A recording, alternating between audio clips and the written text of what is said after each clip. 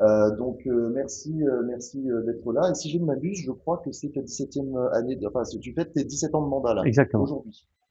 Merci pour l'honneur de ta présence. Bah, c'est bon. Antoine, Je je Antoine. sais. commence, ouais. Ouais. Bon, pour rattraper notre retard, je vais pas être très long. Simplement, vous apporter les salutations là, du secrétariat national des partis de gauche. Depuis le dernier congrès, là, je suis secrétaire national, notamment en charge de la région Occitanie et du suivi de région dans ces départements-là. Donc depuis le congrès, c'était en avril dernier, donc ça fait pile un an maintenant. Euh, et donc là, on a voulu, on est dans un travail de restructuration du parti de gauche dans tous les départements. On essaye de mener ce combat-là à partir du texte que nous avons euh, adopté à l'occasion de ce congrès. Et puis l'idée de toujours apporter l'intérêt du parti de gauche en tant que parti pionnier, en tant que parti causé, d'apporter des éléments programmatiques, d'être un petit peu la colonne vertébrale idéologique et programmatique de la France insoumise. Et cette colonne vertébrale, elle se manifeste notamment dans la campagne que nous sommes en train de mener avec le parti, qui est celle du hold-up des 250 milliards sur les collectivités territoriales qui ont été prises par l'État depuis 2012. Alors, on a ramené le petit prospectus, vous avez les 4 pages, et puis on a sorti cette belle revue là, l'intérêt général. Donc c'est l'austérité contre les services publics et la démocratie locale. J'en ai ramené des exemplaires là, vous pourrez les consulter.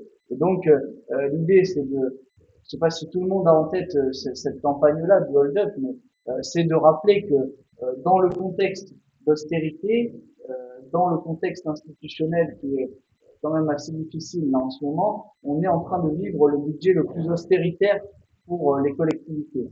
Donc ça se manifeste par le gouvernement précédent de Barnier et puis celui de Bayrou. Là, on cumule 10 milliards d'euros de baisse de rabot sur les collectivités et ça c'est un véritable scandale parce que en fait ça a des conséquences très concrètes pour nous et René va en parler tout à l'heure, mais euh, voilà, ça remet en cause à la fois les services publics, la démocratie locale, mais aussi ça a des conséquences très concrètes sur les agences, sur la fonction publique et sur les capacités qu'ont les collectivités à investir et à produire une action sociale, écologique et démocratique. Et donc, dans ce contexte, on a écrit cette revue euh, avec les copains, et puis vous verrez qu'il y a des textes qui sont quand même assez intéressants avec les députés. Il y a Elisa Martin qui a écrit un article, il y a euh, Damien Carême, qui est député européen, qui a écrit quelque chose à partir de son expérience en tant que maire de Grande-Sainte sur qu'est-ce qui est possible concrètement de faire dans un contexte austéritaire. Et comment l'idée, c'est de ne pas se laisser abattre, comment on peut résister, comment on peut arriver à construire quelque chose une véritable alternative sociale, écologique dans les collectivités. Et ça va vous donner aussi du grain à moudre pour les municipales, parce que je sais que vous avez votre assemblée tout à l'heure, et donc il faut qu'on fasse rapidement. Mais voilà, si vous apportez à votre assemblée municipale ce document-là, si vous avez en tête la campagne sur le hold-up, ça va vous donner des billes et ça va vous permettre de rentrer dans cette campagne avec l'idée de ça. Alors les 250 milliards, pour être très rapide, c'est quoi? C'est en partie la non-compensation, vous savez, Taxe d'habitation. taxe d'habitation, mais aussi de toutes les lois depuis 2012 qui on dit vont être compensées à l'euro près, on vous remboursera, c'est à vous de vous occuper du RSA, etc. Et donc qui n'ont jamais été compensées, comme vous le savez. Et ces 250 milliards-là, il y en a 130 qui sont sur les départements. Et vous savez un peu, ça, on en parle un peu en ce moment dans la presse, de la façon dont les départements sont complètement endettés et dont l'action est très difficile maintenant à mener. Et ça vient de là. Et 2012, c'est pas un chiffre pris au hasard. On a pris 2012 parce que c'est le début de François Hollande. Et c'est le début des premiers budgets d'austérité. Donc ça aussi, ça doit nous porter à la réflexion que l'austérité, elle a été aussi menée d'abord par gouvernement socialiste. Et donc, dans ce cadre-là, nous, on propose des alternatives, on a des choses à porter, c'est ce qu'il y a dans cette revue-là qu'on voulait vous apporter, et puis avec le témoignage que va vous apporter René. Mais l'idée, voilà, c'est de ne pas baisser les bras, on continue le combat, et puis voilà, ça fait la transition, parce que René, on se connaît, on est militant, mais c'est aussi mon patron. Et donc, je peux voir au quotidien l'action qui est menée dans des collectivités, voilà, qui ont envie de faire des choses et qui se laissent pas abattre. Voilà mon petit propos introductif. Après, je laisse la parole à René. Merci. J'aime bien t'applaudir. Ok, bonjour à tous. Si je comprends bien, c'est pas que je comprends bien, c'est qu'on est parti dans la préparation des élections municipales, dans un contexte où il y a plein d'autres choses qui vont venir percuter. Donc déjà depuis lundi, l'affaire Le Pen. Rien ne vous garantit qu'il n'y aura pas une dissolution à l'automne. Donc il s'agit de préparer ces élections municipales en ayant en tête notre stratégie politique à l'échelle nationale. Sinon, ça n'a pas de sens. Voilà. C'est important. J'en profite aussi pour vous dire que je viens de sortir un bouquin. C'est marrant, je sors de plus en plus de bouquins. Maintenant que je suis devenu quasiment aveugle, j'arrive à sortir des bouquins. Je sais pas comment je fais. Voilà. Et donc, c'est un bouquin qui raconte ma vie militante sur les 60 dernières années, c'est-à-dire depuis 1965. Et ça, c'est la première partie qui va de 1965 à 1995. D'accord? J'avais déjà mis les pieds à Nîmes en 1991. Voilà, donc si ça vous intéresse, voilà, c'est plutôt un témoignage militant de ce que j'ai fait. J'étais trotskiste, lambertiste pendant 20 ans. Ensuite, j'étais pendant 10 ans quelque chose d'un peu, je sais pas quoi, indépendant, là, politiquement révolutionnaire. Après, je suis rentré au Parti socialiste pour construire la gauche socialiste. Après, j'en suis sorti pour construire le parti de gauche auquel je suis toujours, et la France insoumise. Et j'ai rencontré certains d'entre vous à ces occasions. Hein, voilà. Charles, je l'ai connu au PS, je crois, c'est ça. Et puis après, on est partis ensemble. Donc, il y a toute cette histoire. Donc, ça vous intéresse. Mais on n'est pas ici pour parler de ça. On est pour parler de la façon de construire les élections municipales. Je vous rappelle que les maires ne sont élus en France et non pas nommés par le préfet que depuis 1884. D'accord? Avant, bon, parfois, Napoléon, tout ça, il nommait directement, il n'y a pas d'élection. Bon, il y avait les élections et le préfet, vous pouvez choisir qui vous voulez dans l'Assemblée pour être maire. Et donc, les maires n'étaient pas élus par le suffrage universel. Ils étaient désignés par le préfet. C'est la loi de 1884 qui permet de faire ça. Et les premières élections municipales, où la gauche fait une percée significative, ont lieu dans la décennie 1890, je crois que c'est 1893. Et après la période de réaction qui a suivi la répression de la Commune de Paris, c'est le premier moment où la gauche relève la tête. Les socialistes commencent à remporter des municipalités, c'est très rare, voilà, ils sont peu nombreux, surtout qu'ils sont très divisés. La SFIO n'a été créée qu'en 1902, donc elle n'existe pas, il y a différents courants socialistes, voilà. Et c'est les premières élections municipales. Et à ce moment-là, je ne vous parle pas de ça pour vous faire un cours d'histoire, mais pour vous dire le débat qui a eu lieu en 1893, parmi les socialistes. Il y a deux courants, en gros, à l'époque. Il y a un courant qui est représenté par un gars qui s'appelle Paul Brousse, qu'on appelle les possibilistes ou les broussistes, et qui dit on doit conquérir les municipalités pour essayer de faire le socialisme dans une seule municipalité. On peut faire plein de choses dans une municipalité, c'est vachement bien. Ça voilà. Et puis, on ne sera pas bloqué, voilà, on peut le faire. Puis de l'autre côté, vous aviez les guédistes, Jules Guesde, qui avaient une tradition marxiste plus orthodoxe, qui à mon avis correspondait pas vraiment à ce qu'avait écrit Marx à ce sujet en 1875, mais ça c'est une autre histoire, et qui dit on peut rien faire. On se fait élire, mais c'est d'une pure tribune. C'est juste pour parler. Mais on peut rien faire. Alors, tout dépend du pouvoir politique central. Donc dans les communes, vous pouvez rien faire. Donc c'était deux lignes qui étaient, comment dire, paradisantes. Hein, bon, ça les a pas empêchés de gagner les élections. Dans le Nord, il y a eu plusieurs villes socialistes avec un phénomène extraordinaire. C'est la première fois que des femmes ont été élues, parce que les femmes n'avaient pas le droit de vote, mais on pouvait les mettre sur la liste, ils étaient élus. D'accord? Donc les hommes votaient pour des listes auxquelles il y avait des femmes. Donc les socialistes ont été les premiers à faire élire des femmes. D'accord? Et puis, ils sont arrivés aux responsabilités, etc. Puis après, bon, une autre histoire. Et ce débat est très intéressant. Parce qu'aujourd'hui, vous pouvez tomber dans les deux mêmes panneaux. Un panneau qui consiste à vous dire, présentez-vous aux élections.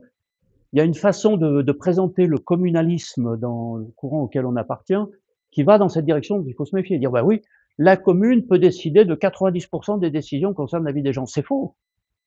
Vous appliquez la loi. Et comme vous n'avez pas l'autonomie fiscale, c'est les finances de l'État qui déterminent votre autonomie, d'accord? Donc l'illusion d'un réformisme municipal qui pourrait tout changer, je peux voter pour moi, on changera la vie l'année prochaine à Nîmes, ou voilà, ou je sais pas où vous présenter, voilà. C'est faux. Vous répandez une illusion, dire ça, d'accord? Donc vous ne pouvez pas être possibiliste, d'accord? Et la deuxième illusion, c'est un peu une ligne, enfin, il se passe pas aux élections municipales type NPA, etc. Tiens, tant qu'on n'aura pas fait le socialisme, la révolution, on peut rien changer.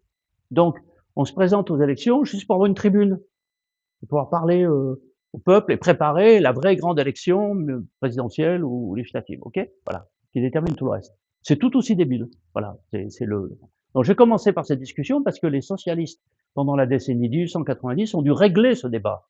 Celui qui l'a le mieux réglé, c'est Jaurès. Voilà. Et donc je vous réfléchir à ça.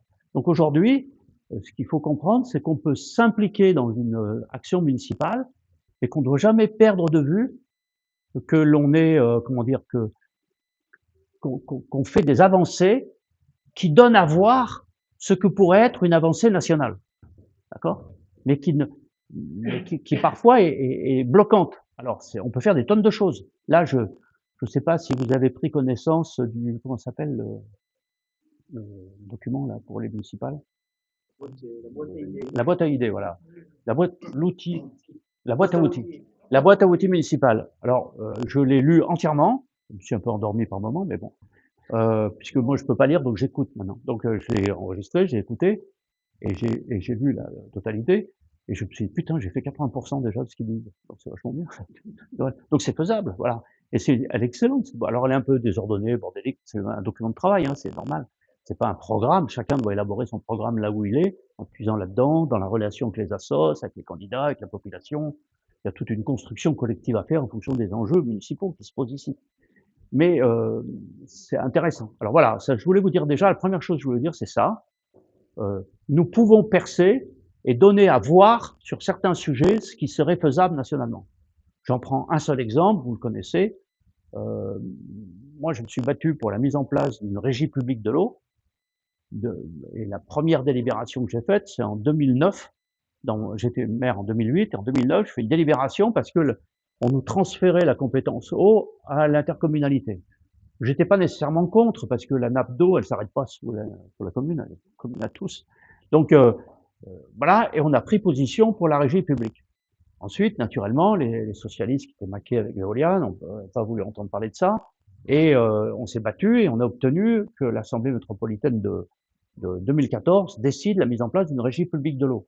Puis je suis revenu en 2020 pour finir avec une régie publique de l'eau, de l'assainissement, etc., etc. Je ne vais pas vous faire le bilan de tout ça, parce que ça durait des heures. Mais c'est pour montrer, alors c'est une régie publique, phénomène extraordinaire, la moitié, un peu plus de la moitié, c'est les élus, l'autre moitié, c'est des représentants des citoyens, des associations de consommateurs, de la recherche et des salariés avec voix délibérative dans le conseil d'administration. Donc quand dans la boîte à outils on dit les ouvriers doivent être représentés pour pouvoir être, disons, co-décisionnaires des grandes questions qui concernent la stratégie d'entreprise, ben vous pouvez déjà l'appliquer dans une régie publique, la loi vous le permet. Donc, c'est pour vous expliquer que, et donc ça donne à voir ce que pourrait être une nationalisation. Dans l'intérêt général, j'ai fait un article aussi sur la régie, où je résume l'expérience de la régie, et je termine par ça, en disant, c'est bien beau la régie, mais voilà, mais la régie, c'est quoi? C'est 500 000 personnes de Montpellier. Autour, c'est la Veolia, la SOR, machin. Il s'est dit, ici, c'était à la SOR, non? À Nîmes, voilà. Avec un taux de rendement de gigant, voilà. C'est catastrophique, la gestion de l'eau à Nîmes. Ça a été la pire ville. Historiquement, ça s'est un peu redressé. Ils ont investi quand ils ont fait les nouveaux travaux. Ils ont fait Régio, ce qui fait que le taux s'est un peu amélioré, mais il est vraiment pourri, quoi. Alors que, depuis qu'on a fait la régie, on est passé de 79% de rendement à près de 87%. Bon, c'est 3 à 4 millions de mètres cubes chaque année qu'on économise sur la ressource. C'est ça que ça signifie. Bon. Donc, ressource qui va se raréfier. Donc voilà, la régie vous donne à voir ce que serait une véritable nationalisation du secteur de l'eau à l'échelle nationale. Voilà, ça. Donc c'est cette méthode-là qui me paraît intéressante, c'est engager quelque chose pour donner à voir. Nous, voilà, comment on peut faire. Et non pas, avec la France insoumise, vous aurez les meilleurs gestionnaires du monde, élisez-nous et on vous changera tout. C'est pas vrai. Il faut donner des trucs qui accrochent et qui permettent de participer de la révolution citoyenne, de l'investissement des gens. Alors, ça c'est la première chose. À partir de là, il faut essayer de décliner les choses un peu par un cadre. Moi, je vais commencer par une chose simple, c'est la démocratie. Une des caractéristiques de la campagne de la France insoumise, c'est la 6e République, c'est en finir avec la monarchie présidentielle, redonner la parole au peuple, etc. Voilà, bon, ça c'est un axe. On peut commencer à l'appliquer dans les communes. Rien ne vous interdit dans une commune d'organiser un référendum d'initiative municipale. Rien. Rien. Vous pouvez même mettre dans votre règlement de la commune, dans votre règlement intérieur ou je sais pas quoi, là, hein, le truc que s'il y a 10% des électeurs inscrits de votre commune qui demandent un référendum, vous vous engagez à l'organiser. D'accord? Donc, moi, chez moi, je l'ai mis. Donc, c'est faisable. Le préfet m'a pas refusé le contrôle de légalité. Rien à faire. J'ai fait plusieurs référendums, j'ai fait un gros référendum. C'est en 2013 pour la régie de l'eau. Parce que j'avais besoin de cette légitimité démocratique pour pouvoir combattre pour la régie. Et donc, on a organisé un référendum. Le préfet m'appelle. Il me dit, Monsieur le maire, vous n'avez pas la compétence de l'eau, vous ne pouvez pas organiser un référendum municipal.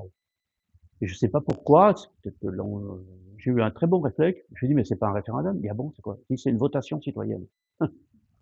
C'est exactement la même chose. Ah bon, qu'il a dit. Donc, on a organisé notre votation citoyenne avec les listes électorales, avec tout ça, etc. On a ouvert le vote aux jeunes de 16 ans, parfaitement le droit, c'est un vote qu'on organise nous, et on l'a ouvert aux étrangers qui boivent de l'eau comme nous. Hein. Bon, donc ça signifie qu'on a ce vote. Il y a eu 50% de participation, ce qui est énorme, ce qui est beaucoup plus que les dernières municipales. Voilà, pour un sujet qui n'est pas traité nationalement dans les médias, voilà, 50% de participation.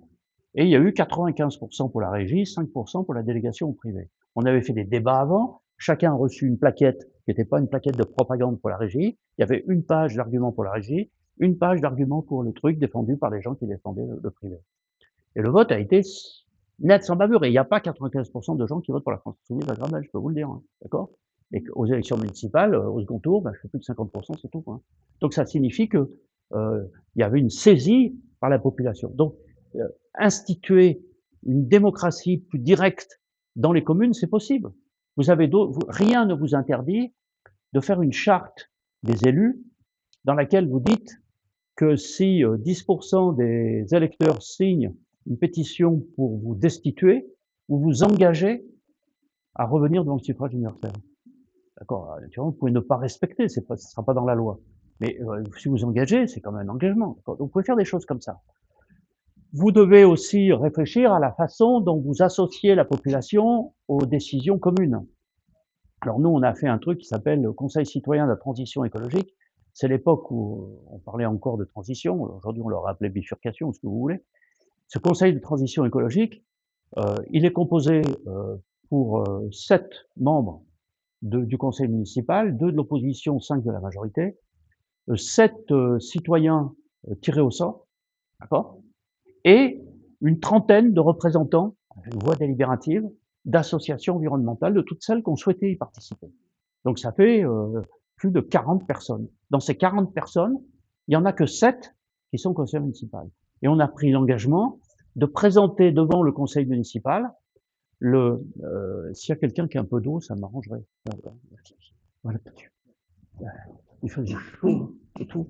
Et donc on s'est engagé à présenter devant plate l'eau de la régie de Montpellier. Et donc on s'est engagé à le présenter devant le conseil municipal. Donc par exemple, ce conseil, quand on a décidé de désimperméabiliser, de installer plus de nature, des îlots de fraîcheur en ville, tout ça, etc. C'est eux qui l'ont décidé, avec des groupes de travail, ils l'ont voté. Et puis au conseil municipal, ça correspondait à notre politique, on a dit d'accord. on n'a pas eu de désaccord encore. On a décidé de faire une planification écologique avec un plan d'action pour le changement climatique, etc. Il a été discuté, il a été adopté par le conseil municipal. Voilà. Donc ces instances-là, il faut absolument les mettre en place parce que ça vous nourrit. Au lieu de vous retrouver séparés dans un conseil municipal, si vous avez la majorité, vous êtes avec votre opposition. Si vous êtes dans l'opposition, vous tapez sur la majorité, vous sortez un petit bulletin, c'est ce qu'il fait Charles. Hein. Il sort un petit bulletin pour dire à la population que le maire est un con, et puis vous expliquez pourquoi, c'est très bien, ça c'est un travail militant tout à fait utile. Mais il y a une coupure. Il y a une coupure, c'est Jean-Jacques Rousseau qui disait les élections c'est très bien, mais ça entraîne toujours une coupure entre celui qui vote et celui qui est élu. C'est une coupure intrinsèque à l'élection. Donc il faut toujours tenter de la surmonter, cette coupure. Donc voilà. Donc ça, sur les aspects démocratiques, je ne détaille pas, il y en a plein d'autres. Au niveau de la commune, vous pouvez mettre en place des dispositifs qui donnent à voir ce que serait une 6e République. Donc ça me paraît le premier point le plus important. Le deuxième point, j'y tiens beaucoup parce que au niveau de ma commune, c'est important. Je suis absolument convaincu qu'on peut bâtir, à l'échelon local, un véritable bouclier social communal, en relation, bien sûr, avec les institutions de droit commun qui sont chargées de ça. C'est essentiellement le département, d'accord? Mais vous pouvez construire un bouclier social communal. Donc ça signifie que, par exemple, bon, je prends différents exemples. Premier exemple, vous avez un CCAS. Dans la loi donne au CCAS, c'est les communes de plus de 3500 habitants qui doivent avoir un CCAS, elles l'ont pas tous, et ça vous donne des missions obligatoires extrêmement faibles, que dalle. Et quand je suis devenu maire, le CCAS, c'était simple. Il faisait un repas pour les aînés une fois par an. Il s'occupait des vieux, et puis basta, il ne se passait rien, quoi. D'accord? Donc, on a renforcé le CCAS. Aujourd'hui, dans la métropole de Montpellier, hors Montpellier, on est la commune dans laquelle il y a le plus d'agents du CCAS rapportés au nombre de la population. Donc, on a créé un service logement. Au début, on me dit, c'est pas ta compétence. J'ai rien à foutre, je crée un service logement. D'accord? Service logement, je récupère tous ceux qui ont des problèmes de logement. Et puis, je les accompagne. Alors, naturellement, à côté, il vaut mieux avoir une politique de construction de logements sociaux. On est passé de 100 logements sociaux à 694, on n'est pas encore aux 20%, on est passé de 3 à 18%. Donc, c'est dur, parce que le terrain sont privés, vous n'avez pas de pouvoir, il faut influencer pour l'avoir, vous n'avez pas la compétence de l'aide à la pierre, puisque c'est l'intercommunalité, c'est très compliqué. Mais si vous dites, voilà, j'ai un service logement, vous participez à toutes les commissions d'attribution, vous faites que ça se fasse de manière transparente, avec des critères objectifs, et puis vous mobilisez les gens qui soient, voilà. Ce qui fait que un service logement dans une commune, vous connaissez les gens, c'est le contact. Il faut savoir qu'aujourd'hui, vous avez une vraie crise. Super. Merci beaucoup. Complètement assoiffé. Merci bien.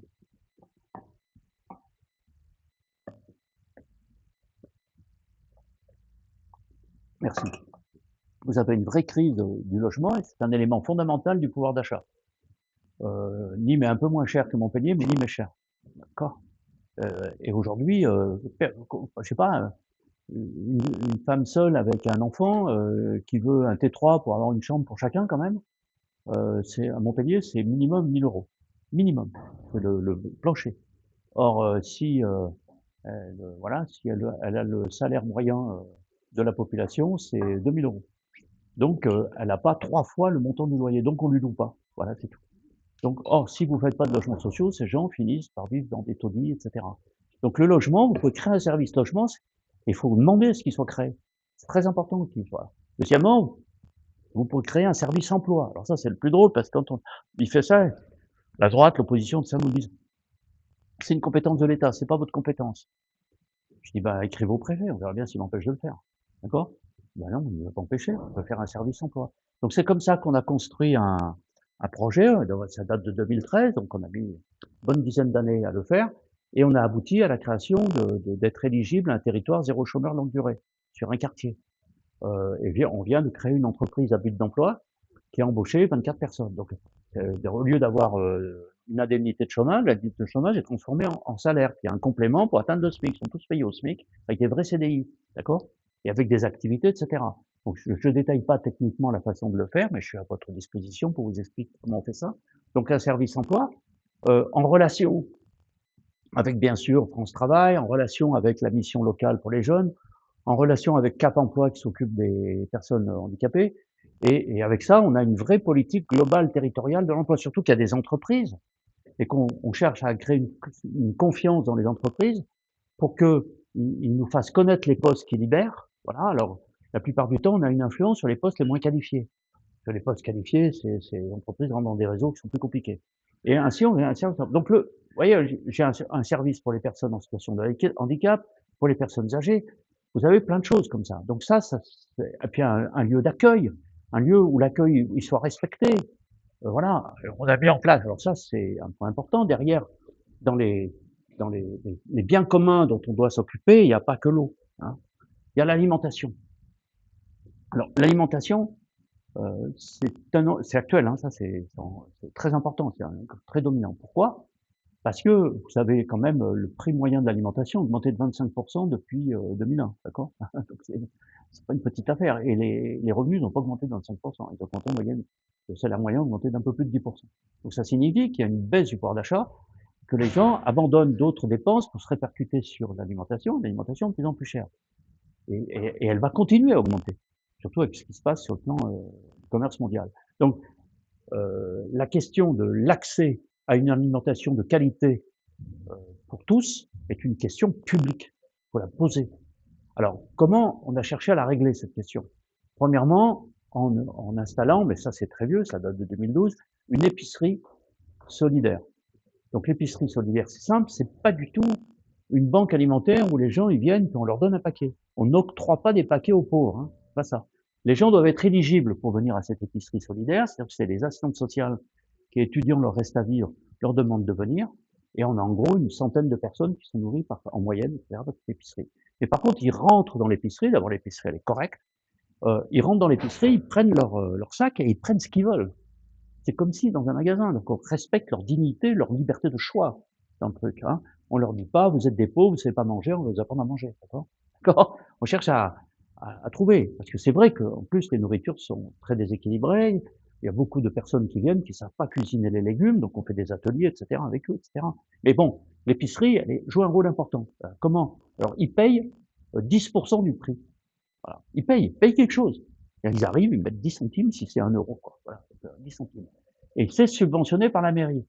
Et quand on l'a fait, en opposition, a dit « Ah, vous allez ruiner la mairie, 20 000 euros par an, sur un budget de 10 millions. » C'est que dalle. C'est que dalle. D'accord? Donc, l'épicerie, c'est tout à fait faisable. En plus, vous avez parfois 20 000 euros, c'est les mauvaises années, les bonnes années, où la banque alimentaire nous fournit gratuitement des trucs, ou quand on va à la sortie des supermarchés, les gens font des dons, là, le genre en question. Il y a des années, on est à 5 000 euros, 3 000 euros voilà, de subvention. Et ça apporte une aide. L'objectif n'était pas de leur donner en permanence. Ils ont droit sur 2 trimestres. Mais pendant ces 2 trimestres, on doit travailler avec chacune des personnes qui viennent dans cette épicerie pour étudier leur budget, pour les aider à s'en sortir, etc. Et souvent, c'est des gens qui ont des dettes de loyer, qui cherchent à les rattraper, qui pendant ce temps ont besoin d'avoir une nourriture bien moins chère. Okay? Et puis, ensuite, on fait un taux qui est très important. Ça montre notre suivi social. Quel est le taux de retour? C'est-à-dire qu'après, au bout des 2 trimestres, la personne ne vient plus à l'épicerie, elle s'est un peu sortie la tête de l'eau, mais on ne voudrait pas qu'un trimestre après, elle puisse revenir. Elle reviendra si c'est nécessaire.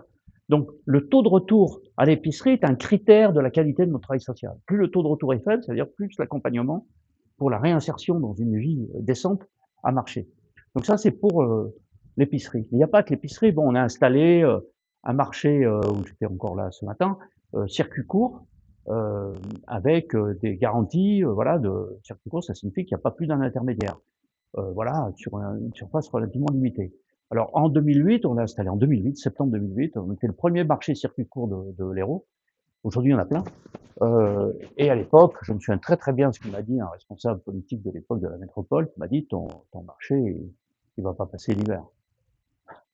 Bon, je dis c'est pas possible, les gens, Carrefour c'est tellement moins cher, machin, ça va pas bien. Enfin, c'est faux. Le marché marche très bien, et c'est énormément développé. Il joue un rôle social fondamental, un rôle d'éducation, etc. Bon, mais ça, c'est le marché, voilà, il n'y a pas de côté social dans le marché. Mais par contre, c'est l'accès à une nourriture de qualité pour tous. Et puis, il y a il y a les cantines scolaires. Cantines scolaires, bon, on n'est pas encore à la gratuité des cantines. Peut-être que ça sera un mandat suivant. Mais on a, comment dire, tous ceux qui sont en dessous de 1000 de quotient familial. 1000 quotient familial, ça signifie pour une famille un couple et 2 enfants, ça signifie toucher 3 000 €. D'accord? Tout ensemble, tout compris. Hein, c'est à peu près ça le rapport. Donc en dessous de 1000, le repas est à 50 centimes. D'accord? Le repas, il ne coûte pas 50 centimes. Le repas, il coûte 3,50 €. D'accord? 3,80 €. Donc, et c'est un repas entièrement bio, local, machin truc, complet. D'accord? Avec option végétarienne. Tout ça est dans le programme de France Insoumise. C'est pour ça que j'ai peut-être me marrer.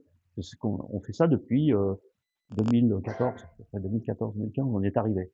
Alors, on ne le fait pas nous-mêmes. Ça, je sens venir les parents, là, pour les mandats suivants. Ils vont vouloir faire leur propre cuisine. Ils vont qu'on ait notre propre cuisine. C'est possible, mais faut investir, faut avoir les sous pour le faire. D'accord. Donc, 50 centimes, c'est bien. Alors, ça monte, il y a 10 tranches. C'est progressif. Et ceux qui payent 5 € le repas, il faut qu'ils gagnent plus de 10 000 € par mois. Ça va, quoi. Donc c'est bien réparti. D'accord. Parce qu'on a aussi des riches. Donc voilà.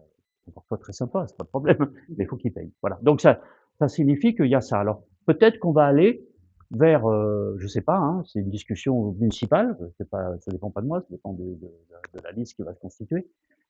On va aller vers la gratuité des cantines. Mais la gratuité de la cantine, par contre, une chose qui est pas gratuite, c'est l'encadrement.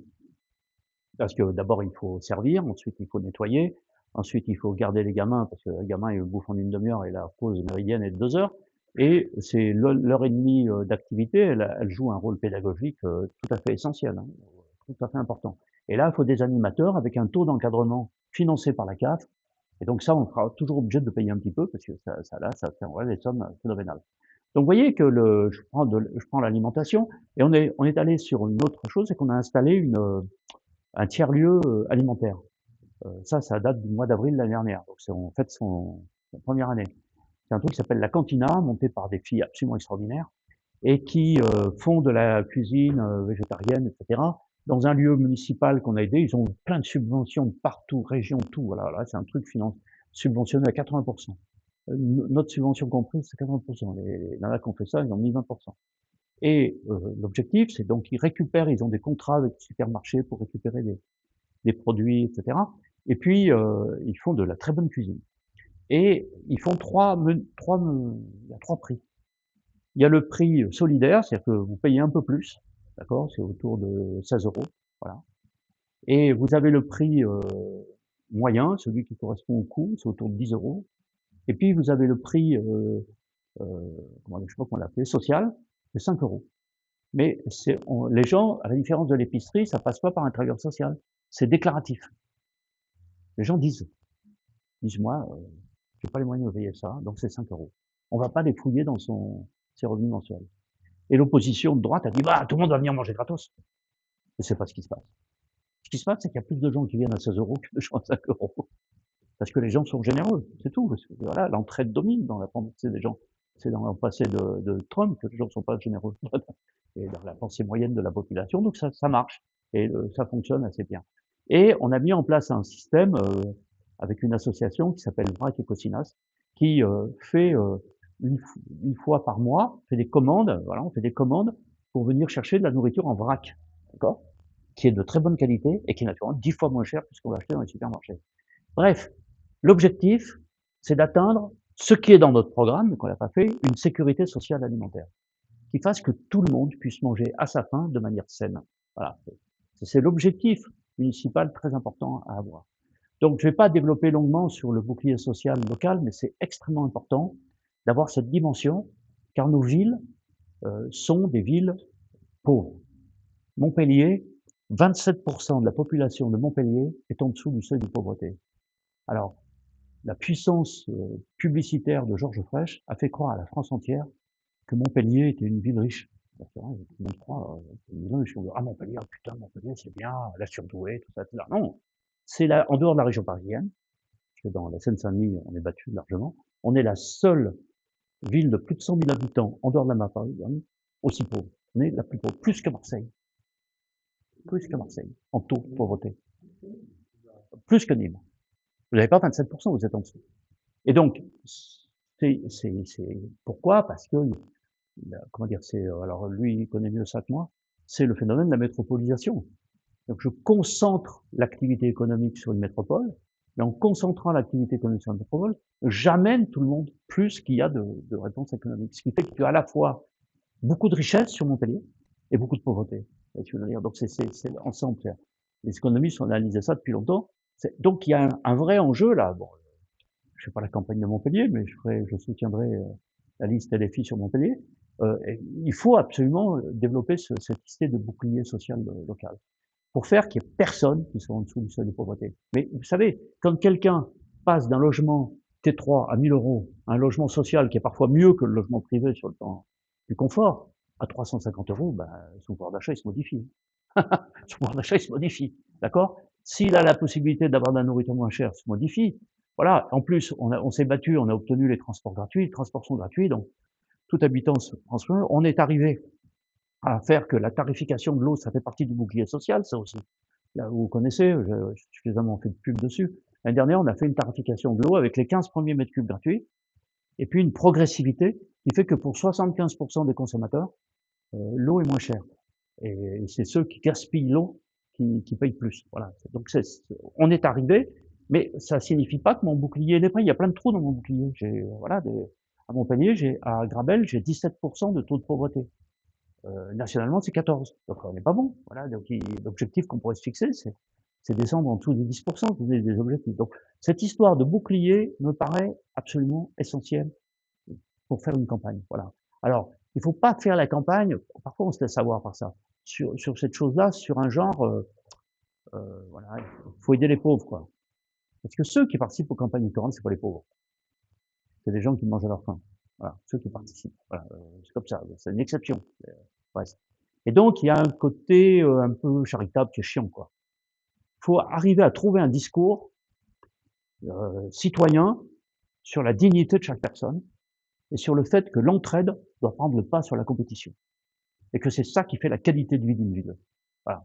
Donc, il faut relier le bouclier social local au vivre ensemble, à la qualité de vie ensemble. Voilà, ça me paraît essentiel. Bon, ça c'est le deuxième point, démocratie, bouclier. Troisième point, bien entendu, c'est la bifurcation écologique. Alors, sur la bifurcation écologique, bon, c'est plus compliqué. C'est plus compliqué parce que les variables sont nombreuses, d'accord? Quand vous décidez de faire une tarif de cantine, vous avez une cantine, facile à faire au tarif. Là, tout est concerné. Alors, on peut prendre certains exemples. Prenons quelque chose auquel on tient beaucoup, la fin des pesticides. D'accord? Alors nous, on est devenu zéro phyto. Pas la première commune de l'Hérault, il y en avait 3-4 qui l'avaient fait avant. En 2010, la première commune de la métropole. Tous les services communaux sont passés à zéro phyto en 2010. Premièrement. On a fait en même temps une modification de tous les espaces verts. Mais ça, c'est assez répandu. Hein. J'ai regardé un peu les espaces verts ici, c'est pareil. Hein, donc, tout le monde le fait. Il y a qu'on met des plantations méditerranéennes qui consomment peu d'eau, au lieu de faire des pelouses de merde qui sont arrosées en permanence. Voilà, bon, donc ça vous ne seriez pas original en disant, il y a beaucoup de gens qui le font. Mais zéro phyto, c'est très important. Donc là, par exemple, on a demandé des labels, voilà, pour tout ça. Et alors on a une chance inouïe, on n'a pas de viticulteurs. Je m'excuse pour ceux qui sont liés à la viticulture ici. On n'a pas de viticulteurs. Donc, on n'a pas de pesticides. Parce que la majorité des viticulteurs utilisent des pesticides. Parce que les viticulteurs supportent pas qu'il y ait un brin d'herbe qui pousse entre les herbes, entre les trucs. Je suis allé visiter la viticulture. Comment il s'appelle le maire de Montbazin? Josiane Ribes. Voilà, il est super ce mec. Hein. Il est responsable de la mutuelle des motards en plus. Et donc, le gars, il est un peu insoumis et il est viticulteur. Et lui, il a dit, moi, je laisse pousser toutes les herbes. Résultat, quand il y a eu la sécheresse, ces raisins étaient beaucoup mieux protégés. Voilà. Et donc, il a un rendement supérieur aux autres. Donc, putain, les autres se grattent la tête, parce que les autres, dès qu'il y a un bain d'herbe, faut l'enlever, quoi. Et puis surtout, il faut de l'eau. Il faut de l'eau, il faut toujours de l'eau. D'accord? C'est-à-dire qu'en fait, ils s'adaptent pas au changement climatique. Donc, pesticides plus consommation d'eau, c'est leur modèle. Ils sont en train de changer. Hein. Il y a une évolution chez les viticulteurs. Il y a un vrai enjeu. Donc tout s'est battu au niveau de la ville. Ensuite, pour rentrer dans les particuliers, c'est très, vous pouvez pas donner de, il n'y a pas de loi qui nous permet d'interdire l'usage d'un pesticide qui lui est autorisé dans la société. Bon. Mais il faut faire de l'éducation, il faut suivre, il faut discuter avec les gens, voilà. Et ça commence à se généraliser. Ce qui fait qu'aujourd'hui, par exemple, on va demander un label, comment ça s'appelle, pour les abeilles, un label comme quoi on est un territoire pour les abeilles, voilà. Donc, la condition, c'est qu'on soit zéro phyto depuis longtemps. C'est donc très important. Donc, je vous donne cette petite chose, c'est important. Alors, nous, on a fait autre chose qui peut parfaitement être demandé dans les campagnes, c'est de faire un atlas de la biodiversité communale. D'accord? Donc, c'est un atlas de biodiversité communale. Nous, on l'a déclenché en 2021, il a été terminé en 2023-24. Et ensuite, on le traduit et on l'a fait intégrer à notre plan local d'urbanisme.